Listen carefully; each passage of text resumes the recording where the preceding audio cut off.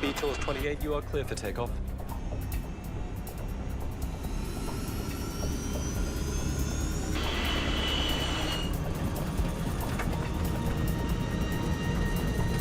Knots. Stop! Don't hammer the brakes. Don't hammer the brakes. 137 personnes sont à bord de cet avion de British Air Tours. En l'espace de quelques minutes, près de la moitié d'entre elles perdront la vie. Ça n'aurait jamais dû se produire. Evacuate! Evacuate! L'avion n'a même pas quitté la piste. Et pourtant, 55 personnes ont péri. Les enquêteurs doivent reconstituer les derniers moments à l'intérieur de la cabine, examiner les débris et analyser les données des enregistreurs de vol. Ils demanderont la collaboration d'un psychologue afin de comprendre comment une situation d'urgence survivable a pu dégénérer en l'une des plus horribles tragédies de l'aviation britannique.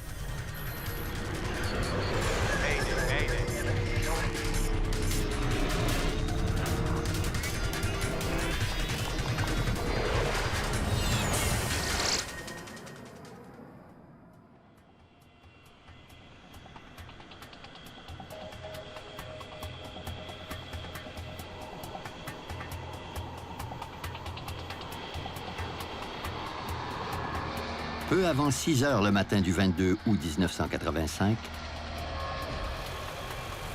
l'aéroport de Manchester s'éveille. Les premiers avions de la matinée s'envoleront sous peu. Le vol 28 de British Air Tours doit assurer la liaison entre Manchester et l'île grecque de Corfou, avec 131 passagers à son bord. British Air Tours, une division de British Airways, offre des vols à bas prix pour les destinations vacances. Lindsay Davies et son petit ami Charlie Tixon ont choisi la Grèce. All right, let's go. On était ensemble depuis 1 an. C'était notre premier voyage, tous les deux. Voilà pourquoi on était aussi excités. Le commandant Peter Terrington est responsable du vol. J'étais le commandant principal de formation de la flotte.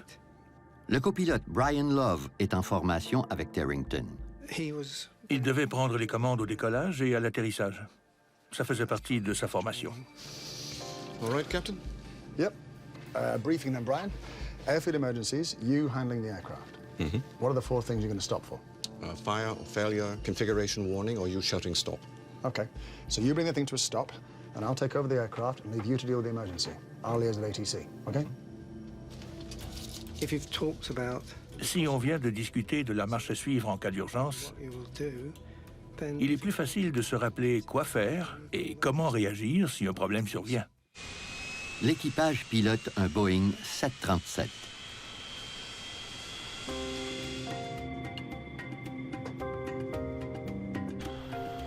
L'avion rejoint l'entrée de piste en 4 minutes à peine. B-Tools 28, you are clear for takeoff. Le 737 dispose de 3000 mètres pour atteindre la vitesse de décollage. Les moteurs tournent à plein régime. J'étais assise près du hublot et je regardais dehors. Tout allait bien, l'avion roulait vite. 80 knots. Check.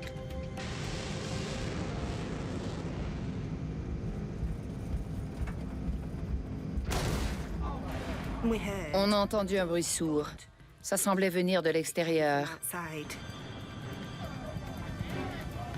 J'ai essayé de regarder ce qui se passait dehors, mais on ne voyait rien. Le commandant Terrington doit agir vite. Stop!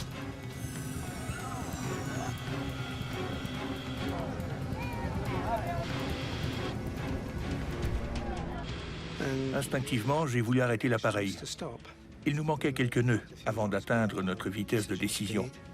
J'ai tout de suite ramené la manette des gaz et j'ai tiré sur celle d'inversion de poussée. Don't hammer the brakes. Don't hammer the brakes. I thought J'ai cru qu'un pneu avait éclaté et qu'on risquait d'endommager le train d'atterrissage en freinant trop brusquement. too strongly. Probably nothing. I wouldn't worry. Je me suis dit que c'était peut-être un pneu crevé. Je ne m'inquiétais pas trop à ce moment-là. Je me souciais plutôt des bagages à transporter et du changement d'avion qui nous attendait.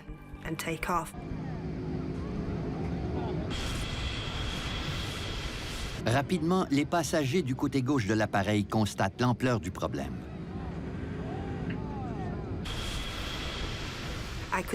J'ai vu des flammes oranges s'échapper du moteur.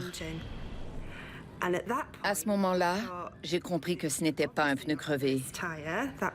Je me doutais que c'était bien plus grave que ça. Let me by. I'm not staying there. Je n'avais qu'une seule idée en tête, sortir de l'avion. J'étais paniquée. Je savais que le moteur était en feu et je voulais m'en éloigner. La fumée envahit la cabine. Please sit down. La sortie de secours la plus près se trouvait à l'arrière, mais je ne voulais pas y aller parce que la fumée provenait de là. J'ai décidé d'aller plutôt vers l'avant. J'ai dit à Charlie... Come on, we're going. Je me suis dirigée à l'avant de l'avion. Stop it. 28 Mike, we are abandoning takeoff. Looks like we've got a fire on number 1. Looks like there's a lot of fire. Thank you. Plane on fire, runway 24. De son siège, le commandant Harrington ne voit pas la gravité de l'incendie. Il demande conseil au contrôleur. Do we have to get the passengers off? I would do by the starboard side. Harrington décide de quitter la piste. Evacuate to the starboard side, please.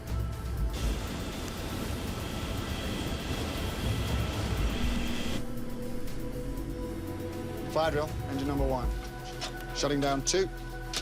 Evacuate! Evacuate! Please stay calm. Avant de quitter le poste de pilotage, l'équipage technique doit revoir les 15 étapes d'une liste de vérification. Parking brake. Set. Speed brake lever. Down. Mais le temps presse. La liste de vérification en cas d'évacuation faisait 4 pages de long. La sortie des passagers arrivait seulement à la toute fin. Engine and APU fire warning switches. Ça ne réglait absolument pas mon problème. Le 737 comporte 4 porte-cabines, dont 2 à l'arrière qui sont obstruées par les flammes et la fumée. Voilà qu'il laisse seulement 2 sorties pour les 137 personnes à bord. Sans compter qu'un problème mécanique en élimine une autre. Arthur essayait d'ouvrir la porte du côté droit. Il essayait de toutes ses forces, mais elle était coincée.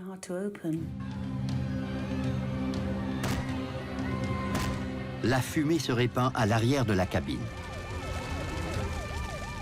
Les passagers ont du mal à respirer. Ils se ruent vers l'avant. Ça m'a paru une éternité avant que l'évacuation ne commence. Je me suis dit que je ne sortirais jamais de là, que l'avion allait exploser avec tout le monde à l'intérieur. Engine and APU fire warning switches. Les 137 personnes à bord sont encore vivantes, mais leur chance de survie diminue avec chaque seconde qui passe. Le vol 28 se transforme peu à peu en tombeau.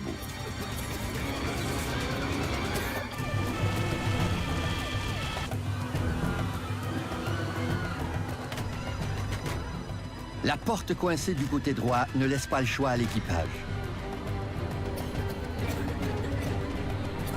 Ils doivent faire sortir les passagers du côté gauche de l'avion, ravagé par les flammes.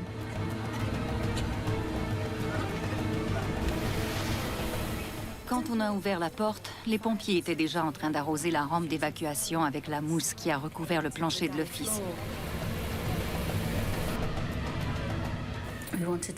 On voulait commencer à évacuer les passagers, mais il y avait un bouchon et ça n'avançait pas.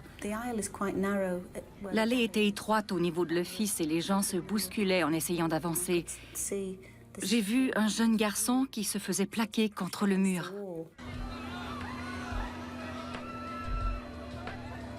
Il n'arrivait pas à sortir. J'ai tiré sur son t-shirt. Je me souviens qu'il était jaune. Et il a trébuché vers l'avant. Tout le monde l'a suivi. On les a fait glisser sur la rampe.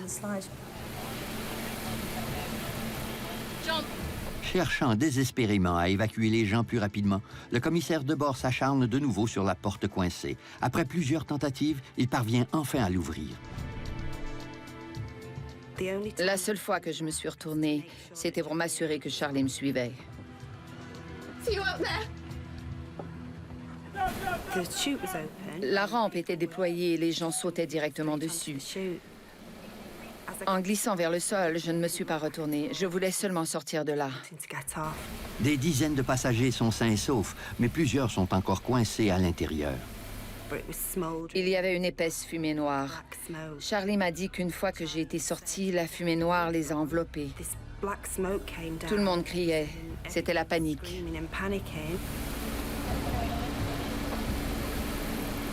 Il m'a dit les gens vont crever là-dedans. Standby power switch. Le commandant Peter Terrington et le copilote Brian Love sont toujours à bord de l'appareil en flammes. Ils n'ont pas encore complété toutes les étapes requises pour l'évacuation.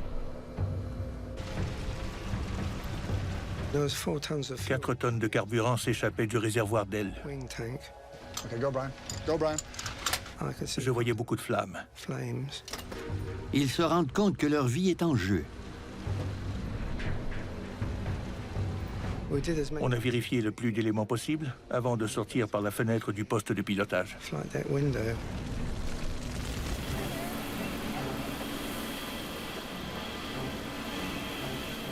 Il n'y a plus de passagers à la sortie. Joanna décide de vérifier si la cabine est bel et bien vide. La fumée était tellement épaisse qu'on pouvait presque la palper et y goûter. C'était affreux. Go.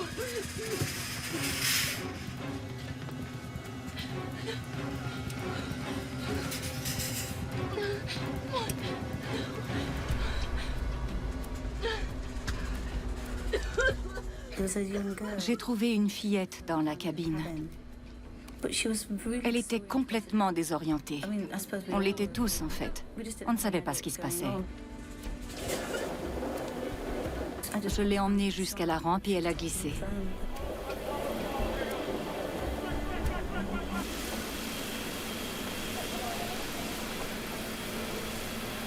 Quelques minutes après avoir quitté la piste, le vol 28 de British Air Tours est dévoré par les flammes. On est sorti du poste de pilotage qui était encore relativement intact. Et une fois au sol, on a vu une véritable épave. Ça s'est passé en quelques secondes. C'était horrible.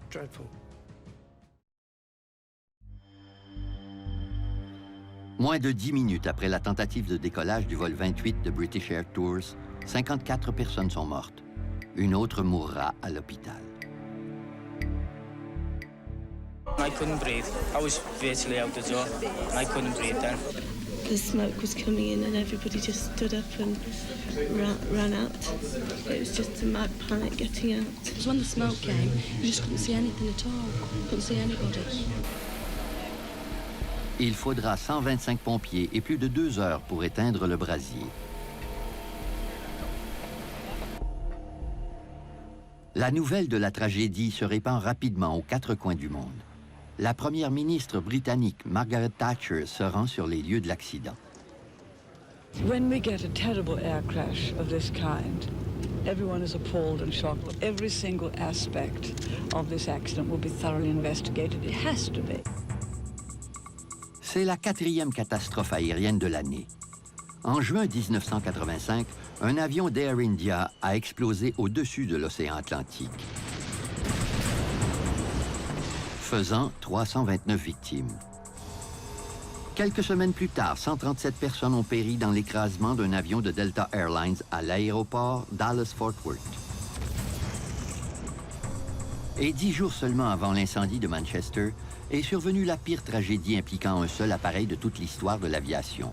Le vol 123 de Japan Airlines, un 747 plein a craqué, a percuté une montagne en tuant ses 520 occupants.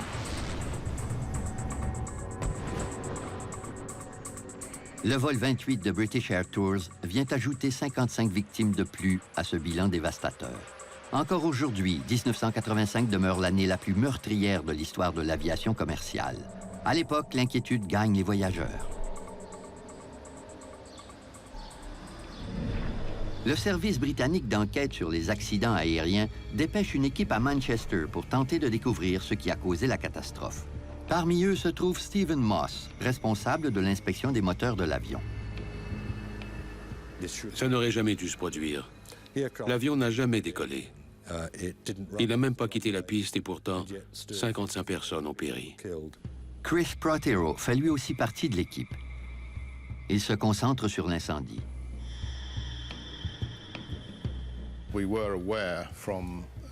Les rapports préliminaires révélaient déjà que le feu s'était propagé très rapidement pendant que l'avion freinait sa course. C'était une donnée importante pour moi. Stephen Moss ne met pas de temps à localiser la source du problème. Il décèle des dommages sur l'avion qui n'ont pas été causés par le feu. La première chose qu'on a remarqué, c'était un trou sous l'aile. Et juste à côté, il y avait un trou béant sur le côté du moteur. Il y avait certainement un lien entre les deux.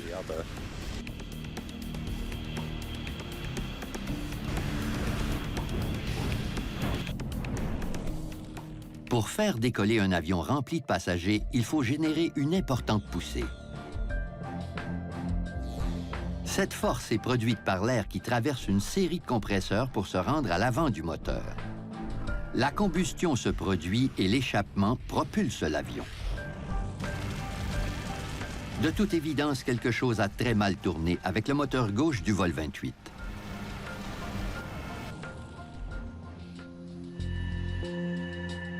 Les enquêteurs sont à l'affût d'indices sur la piste et dans la cabine, dans l'espoir de découvrir ce qui a causé la mort de tant d'innocentes victimes.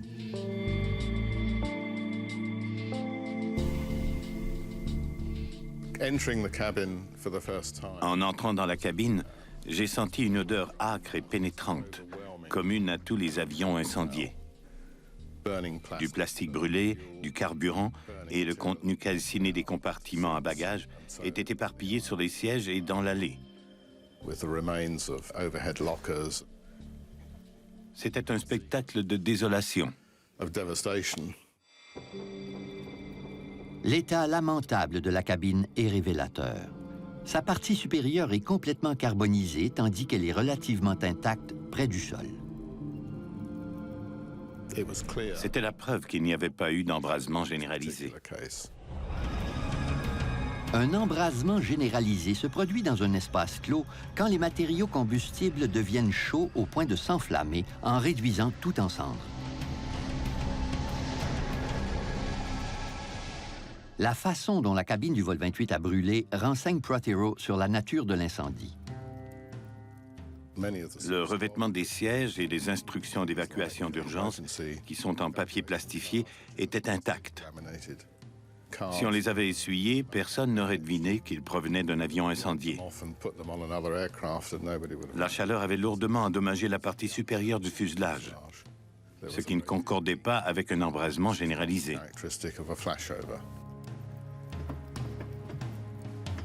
Le feu dans la cabine était important, mais il n'aurait pas dû s'avérer aussi catastrophique. Les enquêteurs se posent deux questions.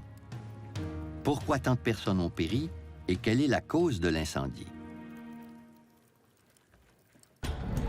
La réponse à la deuxième question pourrait bien se trouver à l'extérieur de l'avion, sur la piste. Les enquêteurs découvrent un gros morceau de métal en forme de dôme sur le trajet emprunté par l'avion.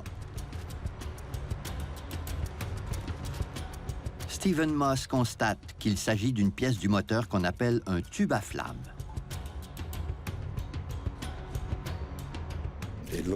Le tube à flamme s'était détaché de la chambre à combustion. La chambre de combustion des turboréacteurs du 737 compte 9 tubes à flamme. C'est là que s'effectue la combustion du mélange de carburant et d'air. Ces tubes doivent résister à une chaleur intense. L'enquêteur Moss soupçonne que le tube à flamme en question a explosé, en détruisant ainsi le moteur gauche de l'avion. La pièce a heurté la trappe d'accès d'un réservoir supplémentaire d'intra-douze sous l'aile, en faisant un trou assez important. Une grosse quantité de carburant s'en est échappée. Il est facile de prouver que le tube à flamme a perforé l'aile. Il s'ajuste parfaitement au trou. Ça ne faisait aucun doute. Il était à l'origine de l'accident. Le moteur est un Pratt & Whitney JT8D. Stephen Moss est préoccupé. À l'époque, c'était probablement le moteur à réaction le plus utilisé par les transporteurs aériens commerciaux. Il fallait trouver la cause de la défaillance au plus vite pour prévenir d'autres accidents. Il y a des dizaines de milliers de tubes à flammes en circulation aux quatre coins du monde. L'un d'eux a explosé à Manchester. Stephen Moss doit trouver une explication dans une course contre la montre.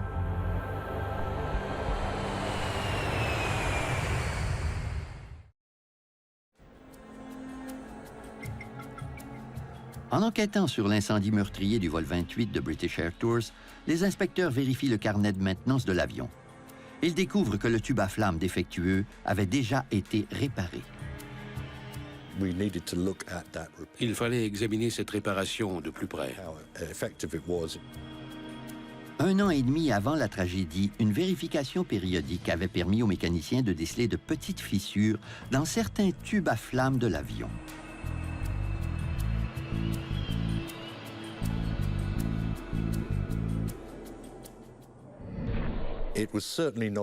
Ce n'est pas rare de trouver des fissures de fatigue dans les tubes. Ils sont exposés à des températures très élevées. Les manuels suggèrent plusieurs méthodes pour réparer ces fissures. Les enquêteurs apprennent que les mécaniciens ont réparé les fissures selon une procédure recommandée dans le manuel de réparation du moteur. Ils les ont simplement soudées. Mais la fissure sur le 9e tube était exceptionnellement longue. Le manuel de révision ne fournissait aucune précision quant à la longueur maximale des fissures pouvant être réparées, et les mécaniciens n'en avaient jamais vu d'aussi longue. Ils l'ont tout de même soudé.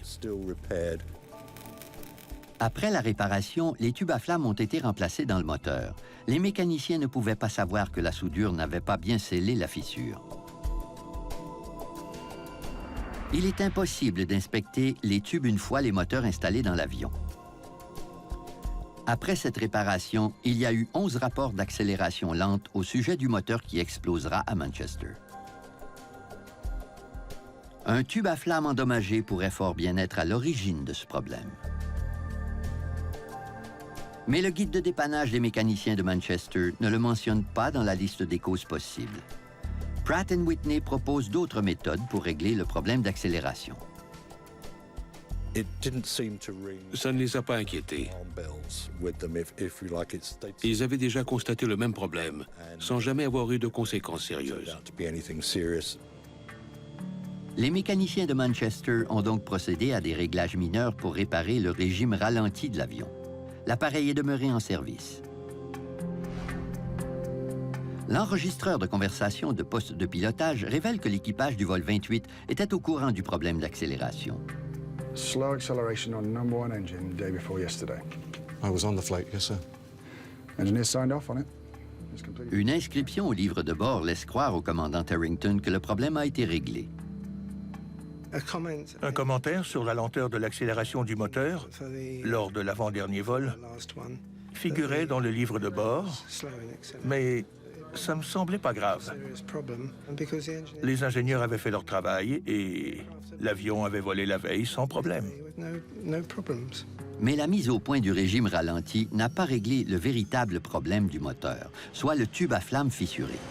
Le point de rupture a été atteint sur le vol 28. Stopping. 28 Mike, we are abandoning takeoff. Si la compagnie aérienne avait inspecté les tubes à flammes, je suis convaincu qu'ils auraient vu le problème. Les enquêteurs connaissent maintenant la cause de la tragédie de Manchester. La soudure de la fissure sur le tube à flammes numéro 9 a cédé alors que le vol 28 accélérait sur la piste de décollage. L'extrémité avant du tube a été éjectée du moteur en perçant un trou sous l'aile gauche.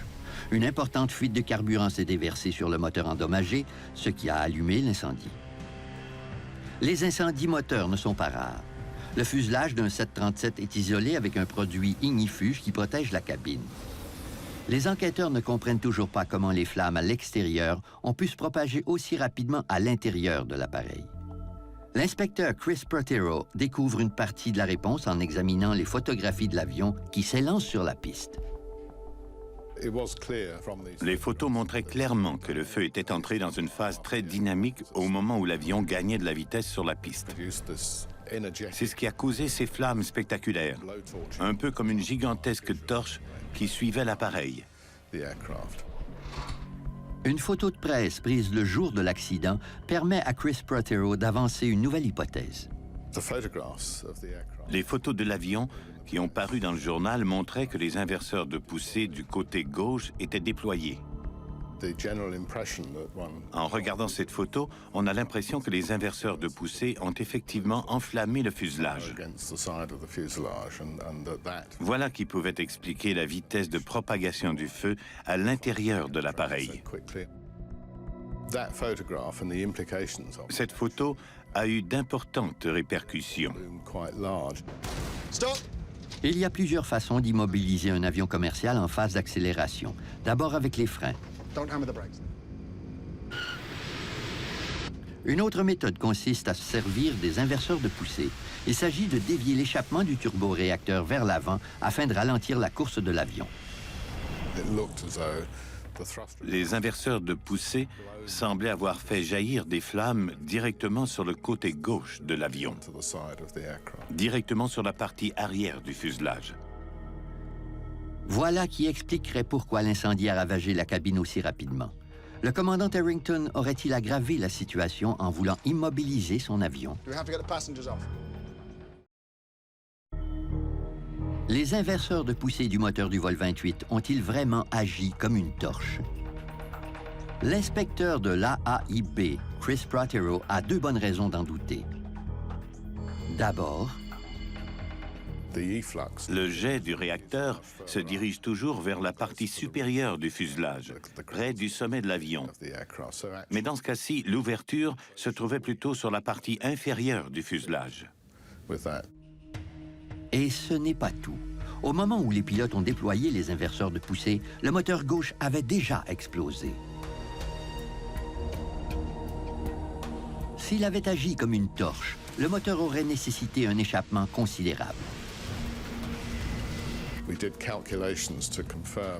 On a fait des calculs pour confirmer que la poussée résiduelle du moteur n'était pas suffisante pour avoir eu un tel effet. C'est ce qui a démontré que les inverseurs de poussée n'étaient pas responsables de la violence de l'incendie. De toute évidence, ce ne sont pas les inverseurs de poussée qui ont causé la propagation foudroyante des flammes.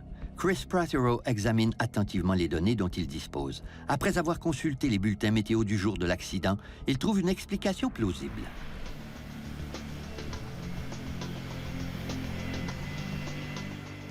Le vent était le principal facteur responsable de la violence de l'incendie, autant à l'extérieur de l'appareil qu'à l'intérieur. Il a également eu une incidence sur les conditions qui prévalaient dans la cabine. Croyant qu'un pneu avait éclaté, le commandant Harrington a pris une décision fatidique. Dès qu'on a entendu le bruit sourd, on a ramené la manette des gaz. Je me suis dit qu'il valait mieux quitter la piste et demander au contrôleur d'envoyer un ingénieur pour vérifier les pneus. Tout comme les autoroutes, les pistes d'aéroport disposent d'une série de sorties. Le commandant Harrington a choisi celle appelée Link Delta.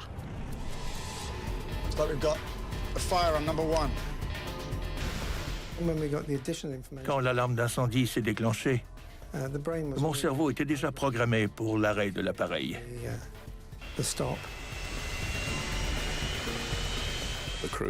L'équipage savait qu'il y avait un feu, mais il n'en connaissait pas encore la gravité.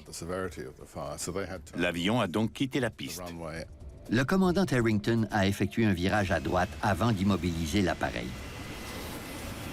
Il ne pouvait pas savoir que ce geste allait aggraver la situation. Un léger vent latéral soufflait du côté gauche de l'avion, en entraînant avec lui les flammes du carburant qui brûlaient sous l'aile gauche. Le feu a donc enveloppé tout le fuselage de la partie arrière de l'avion, entre l'aile et la queue. En raison du vent, les flammes ont embrasé la partie arrière de l'avion et envahi la cabine. Selon moi, les conséquences auraient été beaucoup moins tragiques s'il n'y avait pas eu de vent. Les enquêteurs ont enfin découvert la cause de l'incendie et la raison de sa propagation aussi foudroyante dans la cabine. L'enquêteur Ed Trimble doit maintenant éclaircir le plus grand mystère qui entoure l'accident de Manchester. Un avion a interrompu son décollage, avec raison. Et il est sorti de la piste pour s'immobiliser sur une voie de circulation avec diligence. Malgré tout, 55 personnes ont perdu la vie. On ne comprenait toujours pas pourquoi. Les enquêteurs apprennent que, contre toute attente, la plupart des cadavres ne se trouvaient pas dans la partie la plus brûlée de l'avion. Les autopsies révéleront la véritable cause du décès des passagers du vol 28.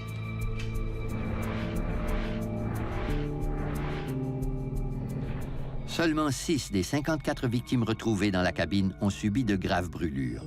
Les autres sont décédés des suites de l'inhalation de fumée. La fumée dans la cabine était particulièrement meurtrière. Les survivants racontent aux enquêteurs qu'elle était insoutenable. La fumée était très noire et on pouvait pratiquement y toucher. C'était très étrange. Ils nous ont dit que la sensation était terrible. Après une seule inspiration de cette fumée, ils se sentaient déjà très mal. Ils savaient qu'ils ne pourraient pas survivre à une ou deux autres bouffées.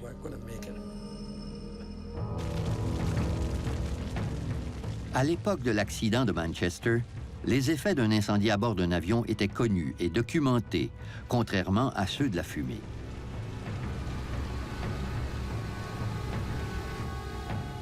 Afin de comprendre pourquoi cette fumée était aussi toxique, Ed Trimble décide de simuler un feu identique à celui du vol 28. On voulait produire non seulement les mêmes gaz, mais un niveau de menace aussi élevé. La fumée qui a envahi l'avion provenait des différents matériaux qui brûlaient dans la cabine, comme la mousse des sièges, la laine des tapis et le plastique des compartiments à bagages qui dégageaient tous des vapeurs toxiques. Ces conditions ont été recréées en faisant brûler les mêmes matières. Ed Trimble découvre que les passagers du vol 28 ont inhalé une fumée qui contenait un cocktail meurtrier de gaz toxiques, avec une concentration élevée de monoxyde de carbone et d'acide cyanhydrique. L'enquêteur doit maintenant découvrir comment protéger les passagers aériens de ces dangereuses émanations.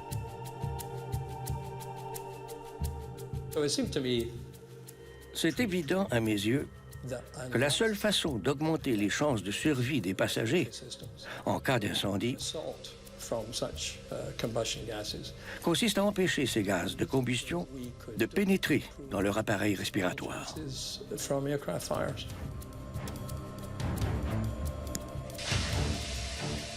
Pendant 5 semaines, les enquêteurs mènent des dizaines d'expériences avec différents filtres.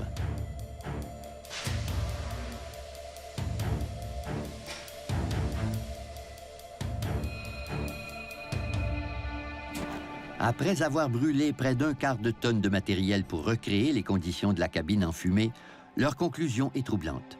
Il aurait été possible de sauver davantage de vies. Je suis profondément convaincu que les chances de survie des passagers sont considérablement plus grandes s'ils portent des cagoules anti-fumée quand la cabine est envahie de gaz de combustion. Le vol 28 de British Air Tours disposait de cagoules anti-fumée pour les membres de l'équipage. Elles n'ont pas servi.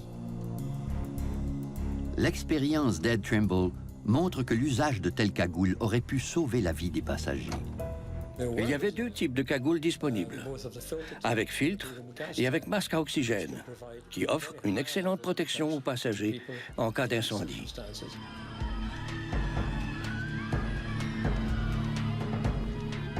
Plusieurs victimes du vol 28 auraient survécu si elles avaient pu respirer quelques minutes de plus.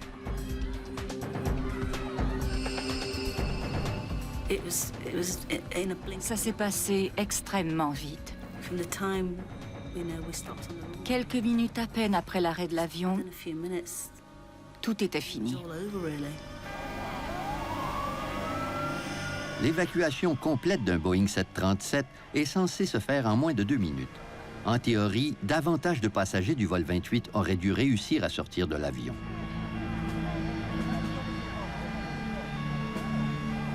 Afin de découvrir pourquoi tant de victimes sont restées prisonnières de la cabine, les enquêteurs font appel à une discipline inhabituelle.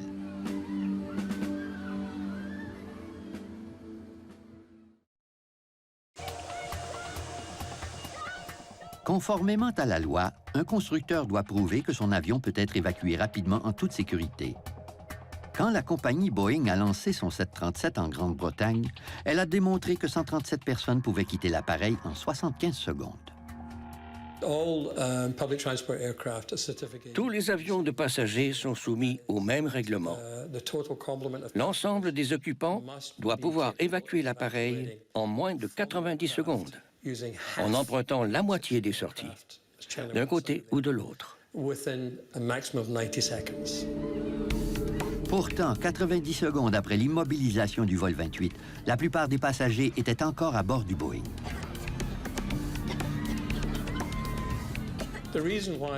À Manchester, l'évacuation ne s'est pas exécutée en 90 secondes parce que les conditions d'évacuation d'un avion en feu sont bien différentes de celles accordant la certification. Lorsqu'on pratique une évacuation en vue d'obtenir une certification, les conditions sont idéales, sans fumée qui réduit la vision et sans passagers blessés. La cabine du vol 28 s'est remplie d'une épaisse fumée noire en quelques minutes. Dès que la fumée a envahi l'arrière de la cabine et a poursuivi sa course vers l'avant, la panique s'est emparée des passagers qui en ressentaient déjà les effets dévastateurs. Ils nous ont raconté qu'une seule bouffée de cette fumée suffisait à donner l'impression que leurs poumons se durcissaient comme de la roche. On peut comprendre qu'ils souhaitaient y échapper le plus vite possible. C'est ce qu'ils ont fait en grimpant par-dessus les sièges et les autres passagers. En moins de 5 minutes, un accident censé être survivable s'est transformé en tragédie meurtrière. Afin d'éviter la répétition d'une telle catastrophe, on s'intéresse à l'aspect du comportement humain. Helen Muir est psychologue et experte de la question de la configuration des avions ayant un impact sur les chances de survie. On lui confie le mandat d'étudier le comportement des passagers du vol 28 dans l'espoir d'expliquer le nombre aussi élevé de victimes. Il fallait apprendre comment configurer l'intérieur de la cabine de façon à faciliter l'évacuation malgré un comportement que je qualifierais de dysfonctionnel généralisé. Il ne faut pas négliger l'urgence que ressentent les passagers à sortir de l'avion. Helen Muir reconstitue la cabine du vol 28 qu'elle remplit ensuite de volontaires. Afin qu'ils se comportent vraiment comme si l'avion était en feu, elle offre de l'argent à ceux qui sortiront les premiers. La scène était surréaliste. Les gens passaient par-dessus les sièges et se bousculaient sans retenue. Quand les survivants de l'accident de Manchester ont vu les images, ils ont confirmé que ça s'était bel et bien passé comme ça.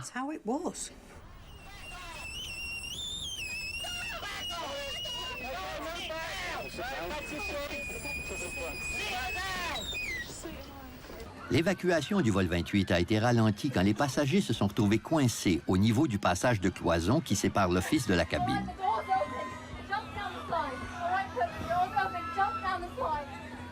Les enquêteurs constatent que la configuration du Boeing 737 est responsable de cette congestion. Le passage de cloison ne fait que 56 cm de large, ce qui ne laisse passer qu'une seule personne à la fois. Ils voulaient savoir quelle était la largeur minimale nécessaire pour éviter que les gens ne se retrouvent coincés. On a tenté de recréer le plus fidèlement possible les circonstances de l'accident de Manchester, pour ensuite varier la configuration de la cabine en analysant quels changements amélioreraient la situation. L'expérience de la psychologue montre que l'étroitesse du passage de cloison créait un bouchon que les agents de bord devaient constamment dégager. Élargir le passage à 76 cm permettrait d'accélérer le déplacement des passagers. Après avoir répété l'expérience à plusieurs reprises, on a conclu que l'élargissement de l'ouverture de 56 à 76 cm se traduisait par une évacuation beaucoup plus rapide, tout en réduisant les risques de trébucher et de tomber.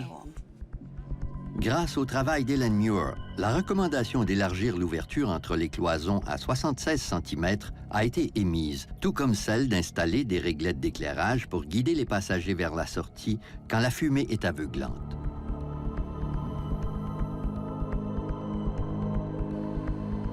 La psychologue a également trouvé un moyen de renforcer la sécurité sans redessiner la cabine. En menant une étude sur le comportement du personnel de cabine en situation d'urgence, elle a constaté que les passagers sortaient beaucoup plus rapidement de l'avion quand le personnel se montrait très autoritaire.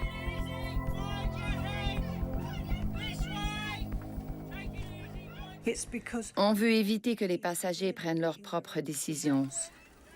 Au contraire, on veut qu'ils suivent les directives du personnel à la lettre, sans la moindre hésitation, particulièrement devant la sortie. Les conclusions d'Ellen Muir incitent les fabricants à revoir la configuration des cabines pour les rendre plus sécuritaires. Mais l'usage d'un dispositif de sécurité demeure controversé, les cagoules anti-fumée. Head Trimble est fermement convaincu qu'elle devrait être obligatoire sur tous les vols commerciaux. Sans l'ombre d'un doute. Ellen Muir est sceptique. Après avoir étudié l'effet des cagoules anti-fumée sur le comportement des passagers, elle craint qu'elles ne ralentissent le processus d'évacuation. On ne dispose que d'une minute et demie ou deux pour faire sortir tous les occupants. Il ne faut surtout pas ralentir leur évacuation en leur faisant revêtir un équipement compliqué. Chaque seconde compte. Voilà la leçon la plus importante qui se dégage de la catastrophe du vol 28 de British Air Tours. Tous les experts s'accordent pour dire que 90 secondes après le premier signe d'incendie, les chances de survie à l'intérieur d'un avion sont nulles. Les passagers du vol 28 ont perdu un temps précieux en raison de l'obstruction de la porte droite de l'appareil. Les enquêteurs ont découvert que le mécanisme de la rampe s'était déployé trop rapidement en empêchant la porte de s'ouvrir. Un défaut de fabrication était à l'origine du problème. Si la porte s'ouvrait trop rapidement, le couvercle du système de rampe se coinçait. Après l'accident de Manchester, Boeing a immédiatement revu ce mécanisme pour éviter que ça ne se reproduise. Mais les recommandations du service britannique d'enquête sur les accidents aériens n'ont pas été appliquées assez rapidement pour sauver d'autres vies 6 ans plus tard. En 1991, un Boeing 737 a heurté un autre avion sur une piste de l'aéroport de Los Angeles avant de prendre feu. Plusieurs des 22 victimes sont mortes asphyxiées sans atteindre la sortie. Par contre, en 2005, l'écrasement d'un avion d'Air France à Toronto montre combien les choses ont changé.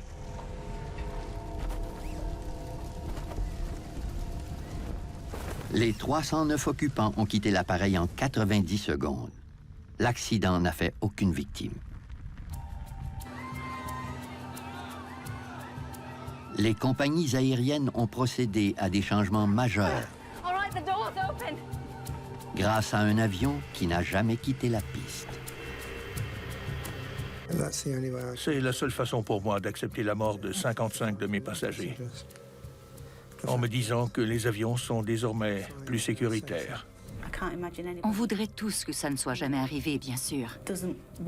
Malgré ce que cet accident nous a appris et les vies qu'il a permis de sauver par la suite, on donnerait n'importe quoi pour que ça ne soit jamais arrivé.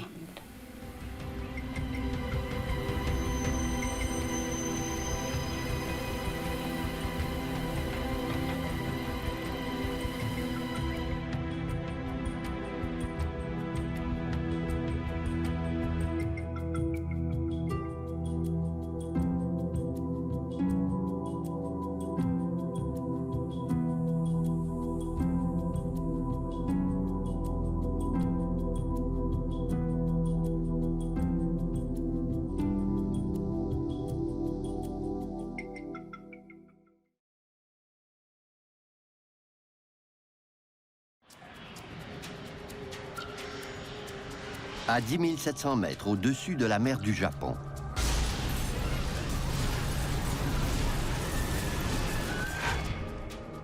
Korean Air 007, unreadable, unreadable. Oh, we're experiencing rapid decompression. Descent to 10,000.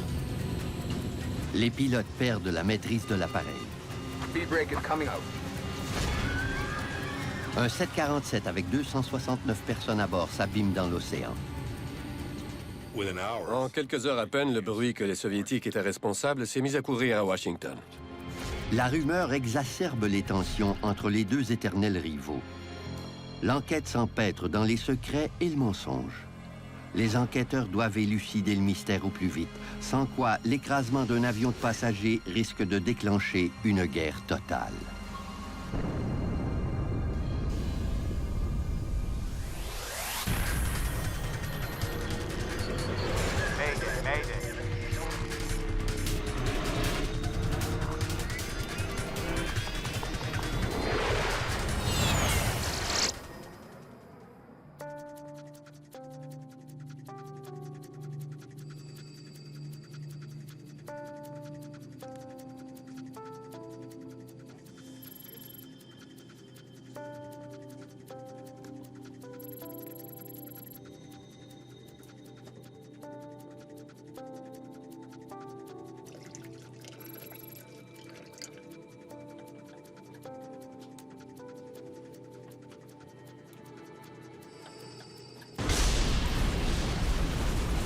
Emergency descent. Put the mask over your nose and adjust the headband. Emergency descent. Emergency descent. Put the mask over your nose and adjust the headband. Emergency descent. Mask over your nose and adjust the headband. Emergency descent. Mask over your nose and adjust the headband. Emergency descent. Mask over your nose and adjust the headband. Emergency descent. Put the mask over your nose and adjust the headband. Emergency descent. Put the mask over your nose and adjust the headband.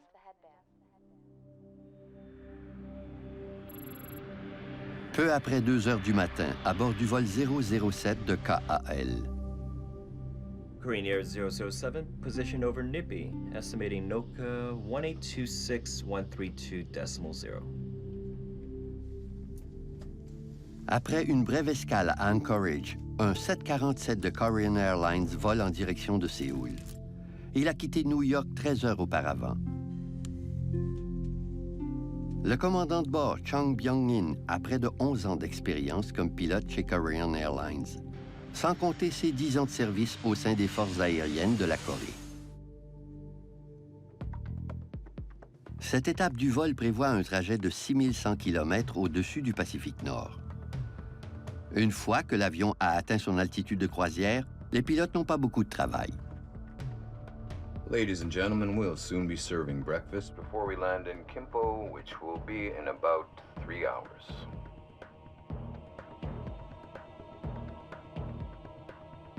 Plusieurs passagers prévoient prendre un vol de correspondance à leur arrivée à Séoul.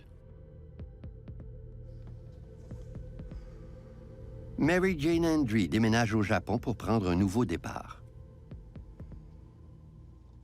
Ma sœur Mary Jane avait été embauchée par un constructeur automobile. Elle correspondait exactement au type d'employé qu'il recherchait à Tokyo. Elle amorçait une nouvelle étape de sa carrière. «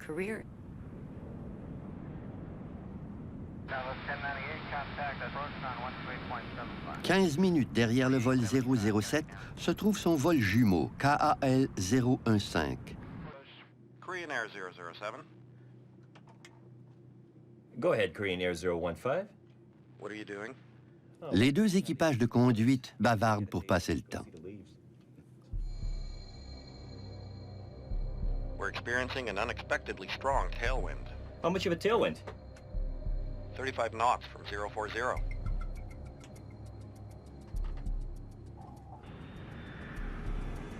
Afin de ménager le carburant, l'équipage décide de prendre de l'altitude. Tokyo Center, Korean Air 007. Korean Air 007, Tokyo. Korean Air 007 requests climb 350. Roger, stand by.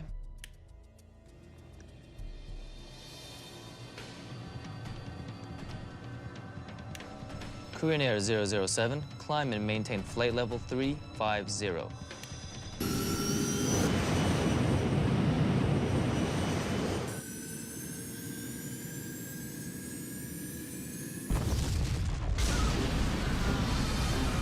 Tout à coup, sans avertissement, ils perdent la maîtrise de l'avion. Rapid. Charge throttles.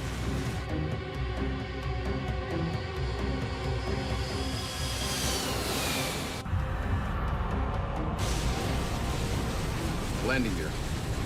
Landing gear. Les pilotes déploient le train d'atterrissage dans l'espoir d'empêcher l'avion de prendre de l'altitude. Altitude is going up. Altitude is going up. Altitude is going up.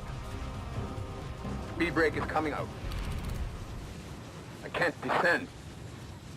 This isn't working. This isn't working. Engines are normal, sir. Is it rapid decompression?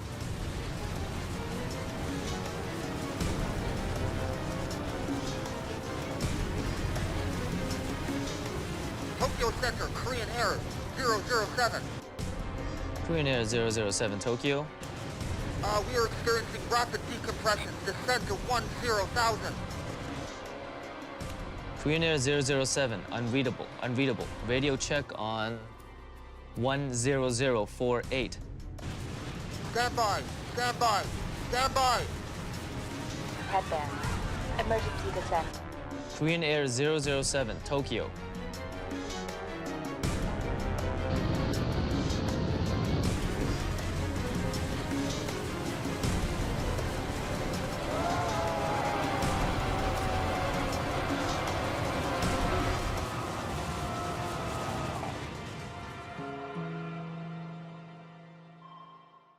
Le vol 007 de Korean Airlines avec ses 269 occupants a disparu des écrans radars.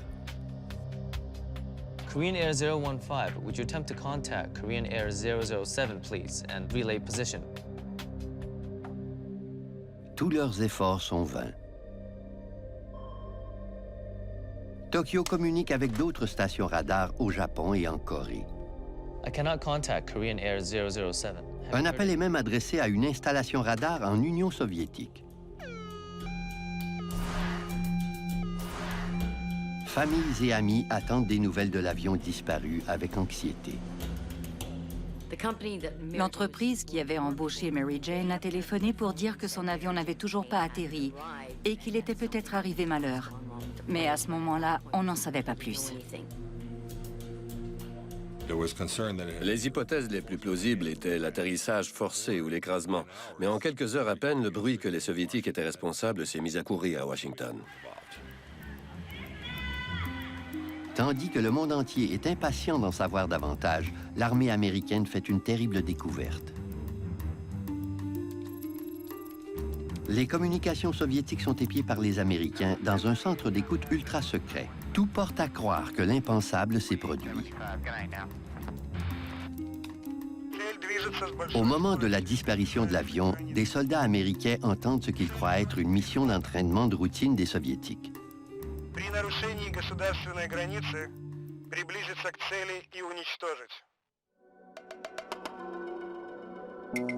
Il semble impossible que les Soviétiques aient abattu un avion de passagers.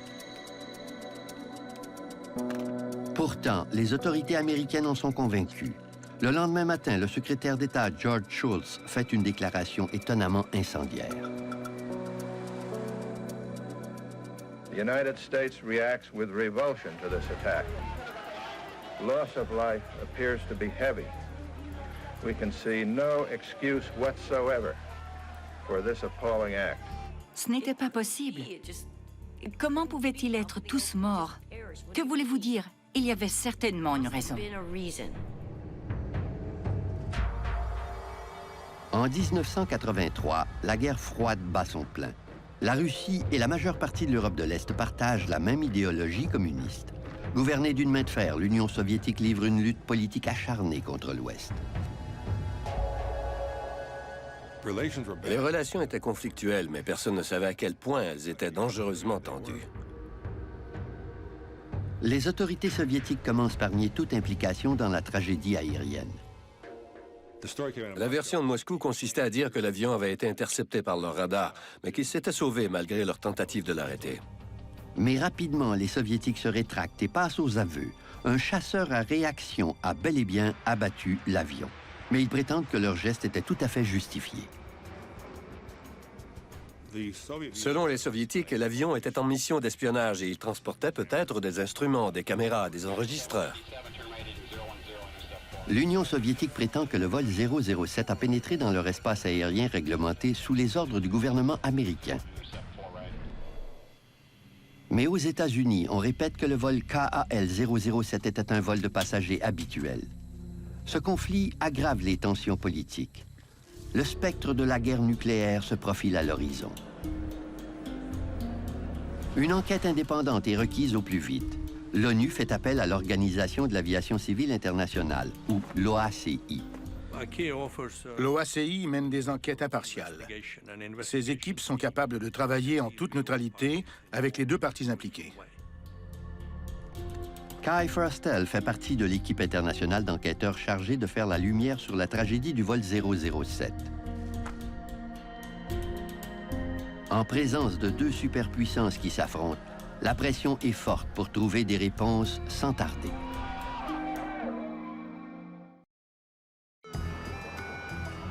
Selon son plan de vol, l'avion de Korean Airlines ne devait pas s'approcher de l'espace aérien soviétique. Soit qu'il a été abattu au-dessus des eaux internationales, soit que le vol a dévié de sa route. C'est d'abord ce que veulent découvrir les enquêteurs. Mais ils ont un obstacle de taille. Les boîtes noires sont introuvables.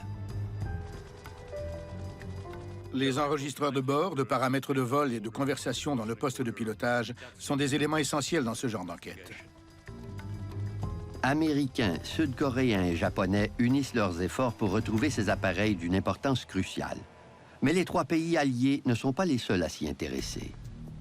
Le 1er septembre, on a reçu l'ordre de se rendre à l'endroit de l'écrasement du Boeing 747 pour prendre part aux recherches. La course aux boîtes noires est lancée. Les Américains se doutent bien que la vérité leur échappera si les Soviétiques les retrouvent avant eux. Les Soviétiques soutiennent que le vol 007 survolait l'île Sakhaline, une zone située dans leur espace aérien quand ils l'ont abattu. Si tel est le cas, l'avion se trouvait très loin de la route qui lui était désignée, qu'on appelle R20.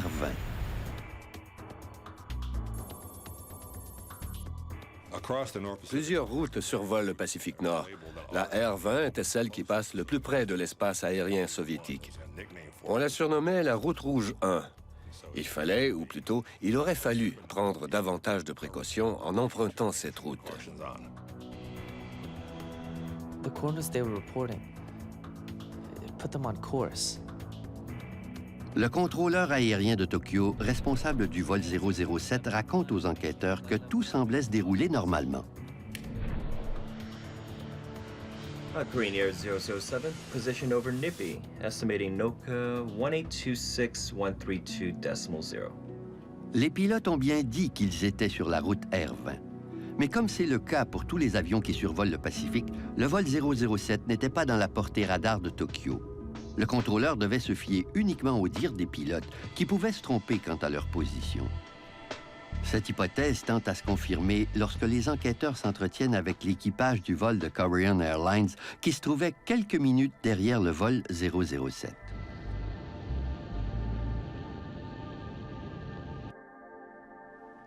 Tell me about the exchange with Flight 007.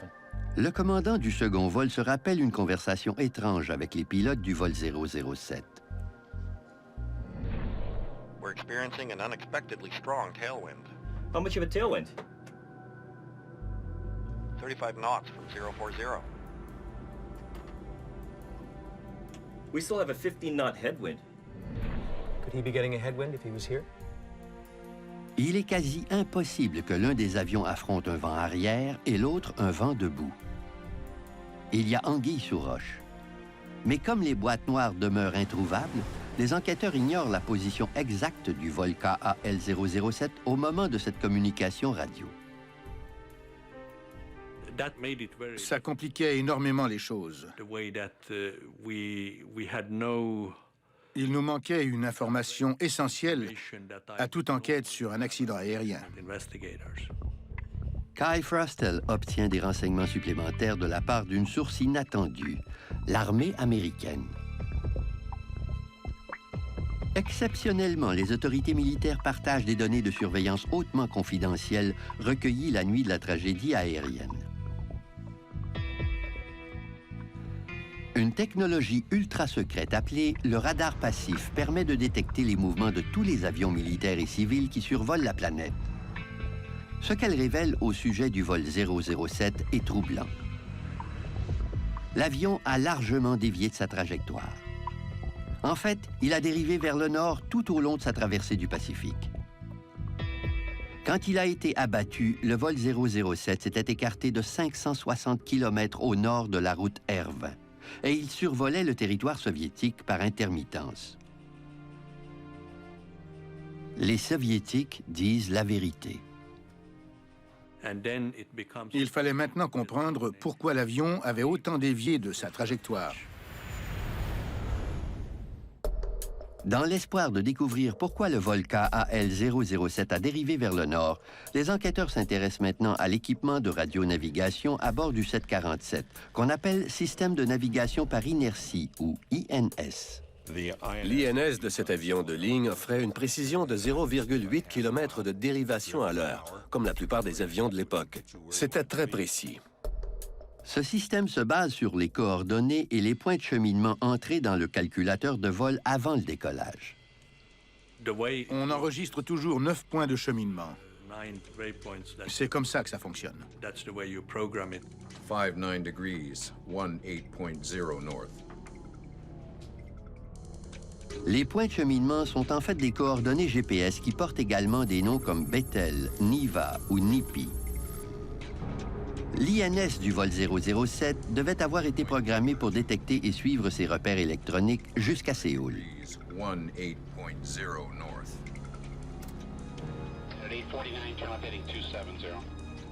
Le plan de vol a-t-il été modifié à la dernière minute? Kai Frostel écoute les communications entre l'équipage et la tour de contrôle avant le décollage en Alaska. Korean Air 007, climb and maintain flight level 310.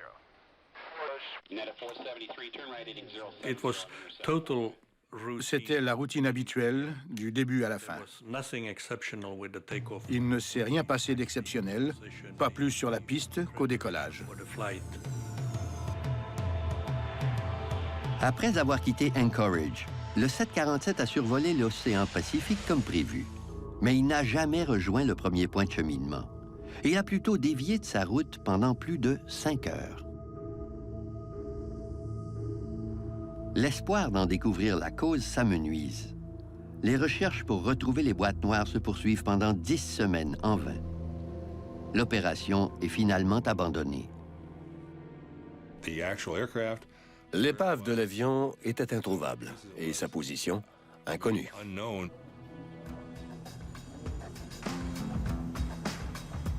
L'enquête piétine.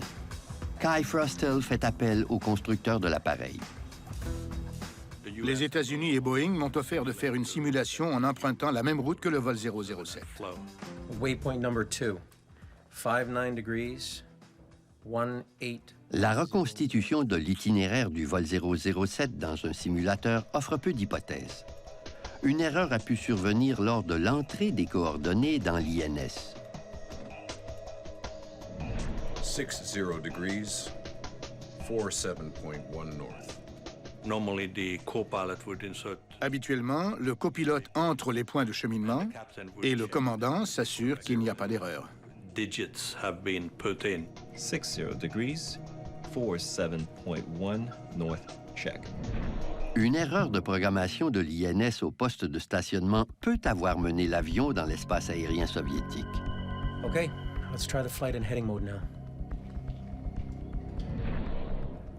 Une seconde hypothèse, moins probable, veut qu'après avoir programmé le système de navigation, les pilotes aient oublié de l'activer. En quittant Anchorage, l'avion aurait dû se fier au cap magnétique pour gagner sa route. Selon la procédure normale, en tout début de vol, les pilotes se servent d'un compas magnétique pour mettre le cap sur la bonne direction. Peu après le décollage, ils doivent activer le système de navigation qui les dirigera vers leur premier point de cheminement. Si le pilote automatique est resté en mode de tenue de cap, l'avion s'est dirigé tout droit dans l'espace aérien soviétique. En se fiant uniquement au cap magnétique, l'avion aurait volé dans la bonne direction tout en empruntant une route bien différente de celle prévue. Si les pilotes ont bel et bien oublié d'activer le pilote automatique en mode INS, ils ont commis une erreur monumentale. À cette étape-ci de l'enquête, Kai Frostel ne peut que spéculer sur la cause de la déviation du vol 007. Mais une autre question est encore plus troublante. Pourquoi les Soviétiques auraient-ils risqué de déclencher une guerre en abattant l'avion? Les Soviétiques ont posé un geste démesuré pour punir l'intrus.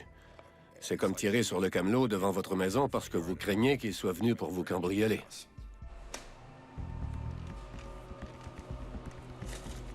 Qu'est-ce qui a pu susciter une telle réaction de la part des Soviétiques? C'est l'armée américaine qui fournira la réponse aux enquêteurs. Le vol 007 n'était pas en mission d'espionnage cette nuit-là. Mais un autre avion l'était, un RC-135 des forces aériennes des États-Unis. Les Soviétiques surveillaient un RC-135 qui volait très lentement en faisant des 8 au large de la côte, muni de ses propres dispositifs d'écoute dans l'attente d'un essai de missiles soviétiques. L'avion espion se trouvait près des frontières soviétiques sur la même route que l'avion commercial de KAL. Quand les deux appareils se sont croisés, les radars soviétiques ont fort bien pu les confondre. Quand le vol 007 est entré dans leur espace aérien, les Soviétiques ont présumé qu'il s'agissait du RC-135. Ils ont repéré cet intrus et ils ont mis à exécution le plan prévu dans de telles circonstances. On violation of state border, approach target and destroy. Mais une question troublante demeure. Le pilote de chasse était-il suffisamment proche pour voir sa cible de ses propres yeux? Savait-il que c'était un avion de passagers?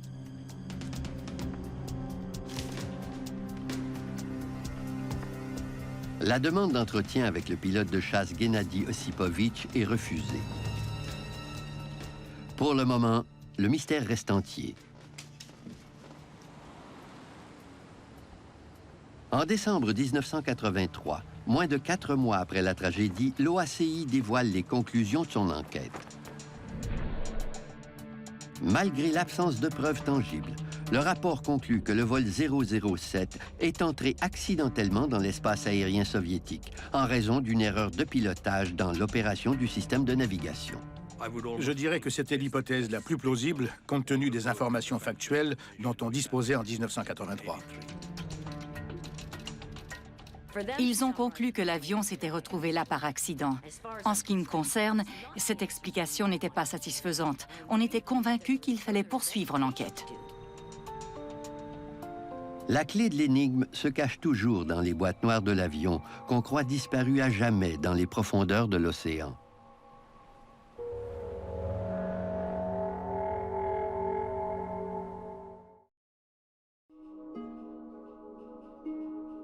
L'OACI clôt son enquête sans savoir où a sombré l'épave de l'avion de Korean Airlines. Mais certains le savent.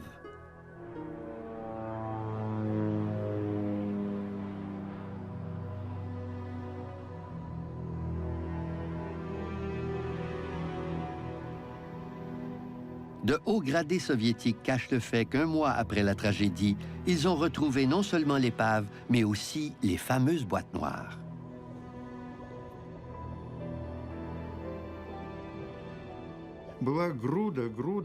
C'était un amas de débris. Ils ont fouillé dedans à main nue jusqu'à ce qu'ils trouvent les boîtes noires. Il y en avait 2.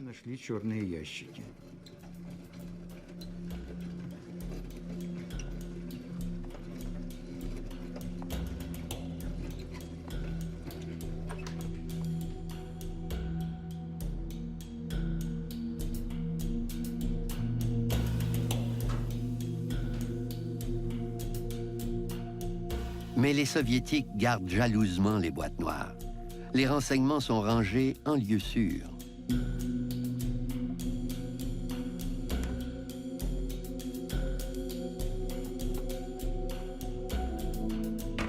Pendant 10 ans. Au tournant de la décennie, on célèbre la fin de la guerre froide dans l'allégresse. La glasnost ou la politique de la transparence témoigne du nouvel esprit plus ouvert de la Russie.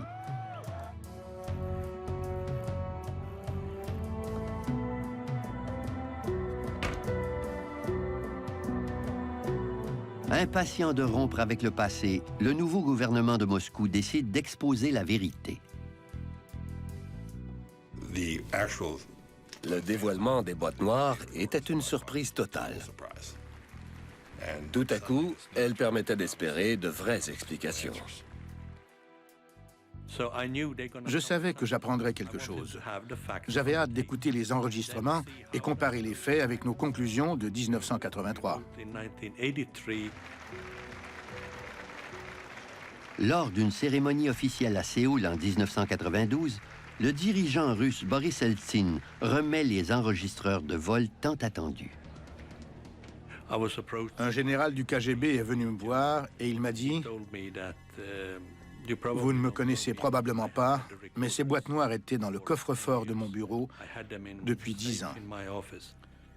Je savais que c'était un secret international important et ça m'ennuyait énormément. Chaque matin, en arrivant au travail, je regardais mon coffre-fort en sachant que les boîtes noires s'y trouvaient. » Il a ajouté que j'allais peut-être être surpris, mais que c'était le plus beau jour de sa vie.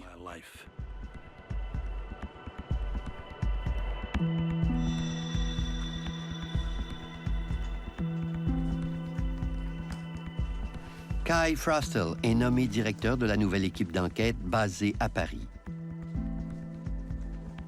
Et preuve que les temps ont bien changé, Vladimir Kaufman, un expert russe en électrique aéronautique, joint les rangs de l'équipe.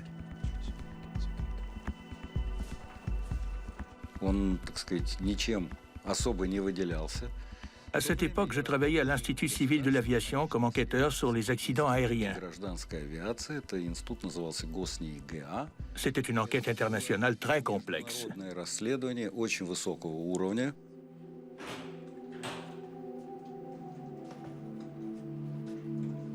La première étape consiste à vérifier l'authenticité des boîtes noires. Une grande méfiance régnait. On craignait que les Russes ou les Soviétiques aient trafiqué les enregistrements ou qu'ils les aient fabriqués, tout simplement.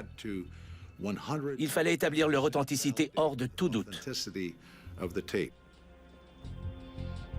Les enquêteurs confirment que l'enregistreur de conversation dans le poste de pilotage remis par les Russes est bel et bien celui qui avait été installé sur le vol 007. Ils les ont ouverts et examinés. C'étaient les bons numéros de série et de modèle.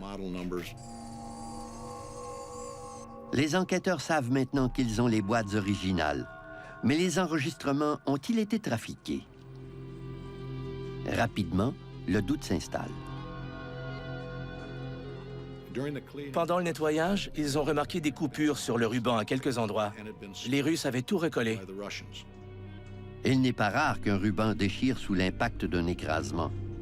Mais la méfiance à l'égard de l'ex-URSS met du temps à se dissiper. Ils ont commencé par examiner les endroits où il y avait eu des coupures avec la photographie à fort grossissement. Les Français disposaient d'une technique encore inconnue aux États-Unis. Un fort grossissement optique permettait de voir les ondes magnétiques. L'analyse confirme qu'aucune donnée n'a été effacée ou ajoutée sur les enregistrements aux endroits recollés. Les enquêteurs peuvent enfin écouter les enregistrements en sachant que chacun des mots est authentique. What? It's already time for breakfast. What do you know? Let's eat later. Mais ils n'entendent que des conversations futiles entre les membres de l'équipage. I heard there's a currency exchange at the airport. What kind of money? Dollars to Korean money. It's in the domestic building. Back to 010 to intercept 4 right, American 737. Absolument rien ne laisse croire qu'il s'agit d'une mission d'espionnage. C'était une conversation tout à fait banale. Soit que les gars étaient d'excellents acteurs, soit qu'ils n'avaient pas la moindre idée de leur position. Malheureusement, je crois qu'ils n'en savaient rien. 59 degrees, 18.0 north.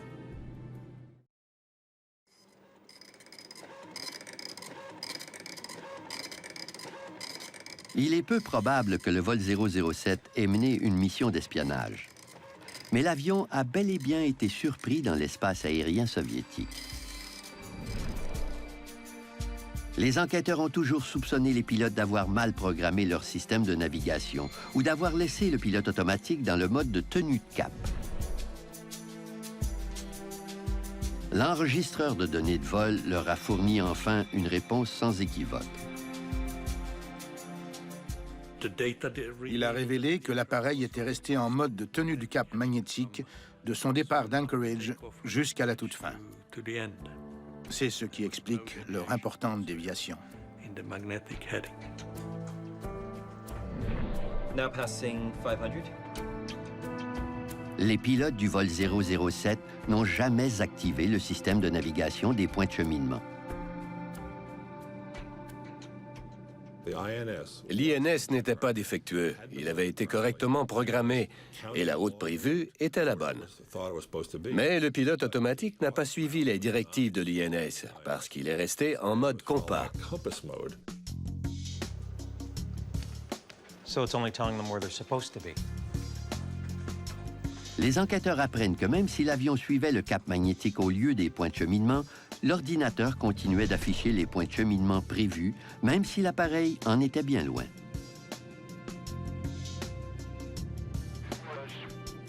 Korean Air 007, position over Nippy, estimating NOCA 1826132.0. Voilà qui pourrait expliquer pourquoi les pilotes ne se sont pas rendus compte de leur erreur. En plus, un indice révélateur sur leur déviation leur a échappé. We're experiencing an unexpectedly strong tailwind. How much of a tailwind? 35 knots from 040. Un avion qui se trouvait soi-disant à quelques minutes derrière eux volait dans des conditions météorologiques complètement différentes, ce qui aurait dû éveiller leurs soupçons. Il est passé à 2 doigts de réaliser qu'il y avait un grave problème. Le pilote d'un avion qui le suivait de près lui a parlé d'un vent contraire à 180 degrés. Il y a eu une pause. Le commandant Chun était un pilote expérimenté. Il aurait dû avoir l'instinct de se dire « C'est étrange, est-ce que je devrais vérifier ?» Pourtant, il ne l'a pas fait. C'est une erreur humaine. Des pilotes trop sur 2 en pleine nuit n'ont pas réglé le pilote automatique sous le bon mode. Ils ne se sont jamais rendus compte qu'ils déviaient dangereusement de leur route. L'erreur est humaine. D'excellents pilotes font des erreurs un jour ou l'autre. Et de moins bons pilotes aussi. Tout le monde fait des erreurs. Les enquêteurs mettent côte à côte les enregistrements du vol 07 et les communications soviétiques interceptées par l'armée américaine. Ils obtiennent ainsi un portrait détaillé de la tragédie du 1er septembre 1983. Les pilotes étaient persuadés d'être sur la bonne route, mais après 3 heures de vol, le système de référence de cap magnétique les entraîne à leur insu dans l'espace aérien soviétique au-dessus de Kamtchatka. Au même moment, les militaires soviétiques surveillaient attentivement un avion de reconnaissance américain. Il y avait bel et bien un avion espion dans le ciel ce jour-là, et les 2 appareils se ressemblaient. Quand le vol de Korean Airlines a franchi la frontière, ils l'ont confondu avec l'avion espion. Tandis que les passagers s'assoupissent pour le long trajet, les Soviétiques ordonnent le décollage immédiat de chasseurs pour intercepter l'intrus. L'identité de l'avion était inconnue. Il y avait peut-être des indices montrant qu'il s'agissait d'un avion civil égaré et non pas de R-135. Mais les Soviétiques n'ont pas eu le temps de réfléchir. Target traveling at high speed and approaching border. Mais les chasseurs ne sont pas assez rapides. Le vol 007 quitte l'espace aérien soviétique et poursuit sa route en direction de Séoul. Ils ont cru qu'il leur avait fait peur et que tout était fini. Malheureusement pour les occupants de l'avion, ce n'était pas le cas. Le vol 007 s'apprête à survoler l'île Sakhaline dans quelques secondes. À Sakhaline, ils étaient prêts.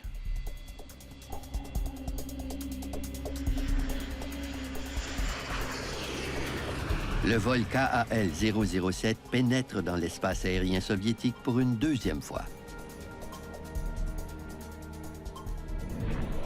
Ladies and gentlemen, we'll soon be serving Breakfast before we land in Kimpo, which will be in about 3 hours. Target traveling at high speed and approaching border. Target is on your heading. I can see it both visually and on the screen. Le major Gennady Osipovitch, le pilote de chasse en tête du convoi, établit le contact visuel avec le vol 007. Give warning burst with cannon. Mais l'avertissement passe inaperçu.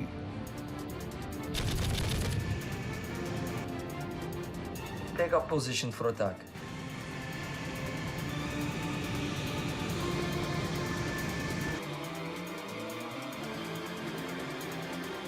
Approach target and destroy. Roger, locked on already. Executed launch.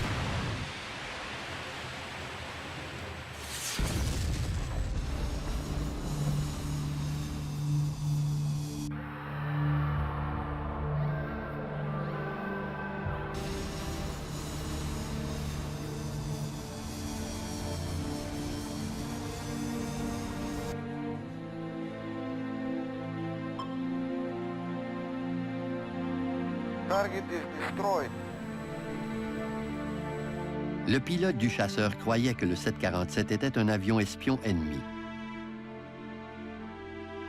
10 ans après avoir abattu le vol KAL-007, le pilote raconte enfin sa version des faits.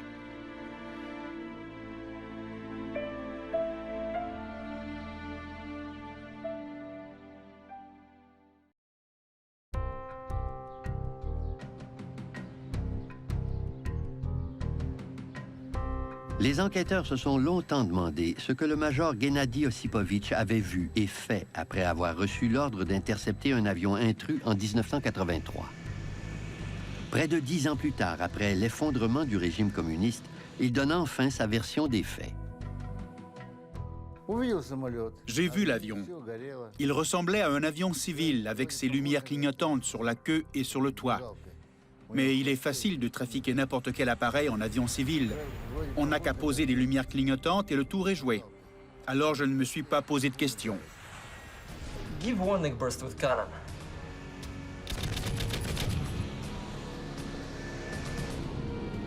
Habituellement, les tirs d'avertissement s'accompagnent de traceuses qui laissent derrière elles un sillage lumineux. Or, le major Osipovitch n'avait pas de traceuse dans son canon.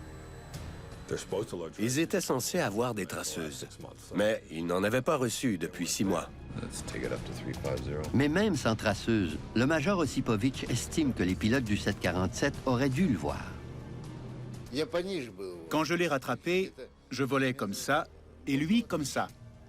Comment a-t-il pu ne pas me voir?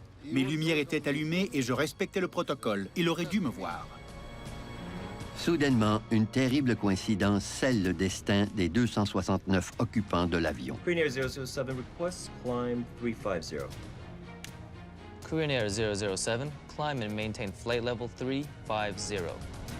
Comme une voiture qui monte une colline, un avion qui prend de l'altitude ralentit. Mais aux yeux du pilote de chasse qui suit le 747, il s'agit d'une manœuvre évasive. Il a ralenti. Si je ne le dépassais pas, j'allais décrocher. C'est là que j'ai compris que c'était un avion ennemi. C'est ce qui l'a convaincu que ce n'était pas un avion civil et qu'il était en danger. Je pensais seulement à l'arrêter. On nous entraîne à réagir de cette façon. Je me suis placé derrière lui, un peu plus bas, et j'ai fait un virage sur l'aile à la manière d'un serpent. Je l'ai laissé me distancer légèrement, sans quoi mes missiles ne se seraient pas verrouillés. Il avait très peu de temps parce que l'avion s'approchait des eaux internationales. Take up position for attack. Roger, locked on already. Executed lock. Le major Osipovitch tire 2 missiles air-air. Il voyage à 2000 km/h en direction de l'avion commercial. L'un d'eux explose près de la queue. Il endommage des commandes essentielles et des conduites hydrauliques. Il fait également un trou dans le fuselage, ce qui cause une décompression rapide dans la cabine. J'ai vu la première explosion directement sous la queue. Les voyants signalant la présence de l'intrus se sont éteints et je suis rentré à la maison. Emergency descent.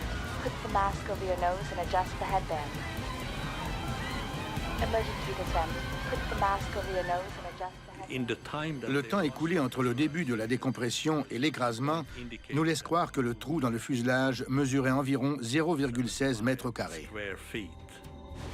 Les pilotes réussissent à piloter l'avion accidenté pendant plusieurs longues minutes. Immédiatement après l'impact du missile, l'avion a atteint le niveau de vol 380 pour ensuite perdre de l'altitude à raison de 1500 mètres par minute. Tandis que l'avion en détresse plonge vers la mer du Japon, la plupart de ses occupants sont encore conscients.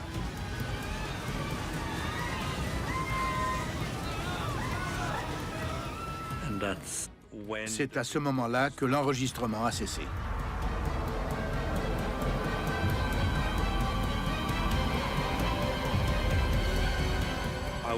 On en a conclu que la cellule de l'avion s'était probablement désagrégée à ce moment-là.